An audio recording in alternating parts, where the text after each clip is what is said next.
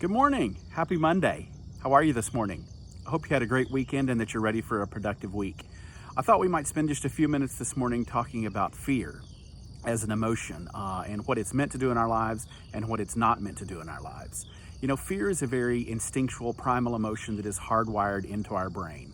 The purpose of fear is to motivate us in a very short term, in a very quick response. It's what gives us the ability to have fight, flight, or freeze. You know, you hear a fire alarm in a building and you flee the building. That's fear. You hear a gunshot, you run away from it. That's fear. You're being attacked by someone, and so you fight back. That's fear, and that's what it's meant for. It's a very protective emotion to signal to us that we're unsafe. What fear is not meant to do is to act in your daily life and for it to be an emotion that you constantly experience. You're not meant to experience fear around your relationships on an ongoing basis, about your finances on an ongoing basis, about your job, your career, or anything on an ongoing basis. And you'll find in life that the perfect antidote to fear is action. And I know that you're like, really, does it have to be action? Well, it actually does. When we're afraid in a relationship because we're not sure that it's going the way that we want it to go or something like that, if we'll just sit down with our partner and take action, have a meaningful conversation, it usually eliminates those things.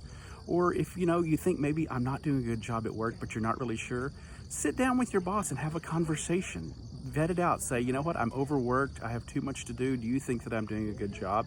And then you'll get an answer and you'll know. So you took action and it solved that problem for you. Or if it's in your personal relationships, whatever that is, if you just have a conversation with those folks, taking the action will solve a lot of those problems in your life. In our lives, we build stories in our mind. If I tell myself, for instance, that I'm going to go to college and I'm going to get a degree in psychology, well, I build out a story in my mind. I see myself going to the bookstore and buying my books, and I see myself going to class and interacting with professors and listening to lectures, and I see myself with my fellow students. And then I see myself ordering a cap and gown and walking across the stage and the dean handing me my diploma. And so our mind works in stories. But when we let fear creep in and we don't know the answers to these questions, am I doing a good job at work? Is my partner really in love with me as I am with them? Are my finances going to work out? Is my car going to get repossessed? Then we build out a story in our mind that is the worst case scenario. It's called dress rehearsing tragedy.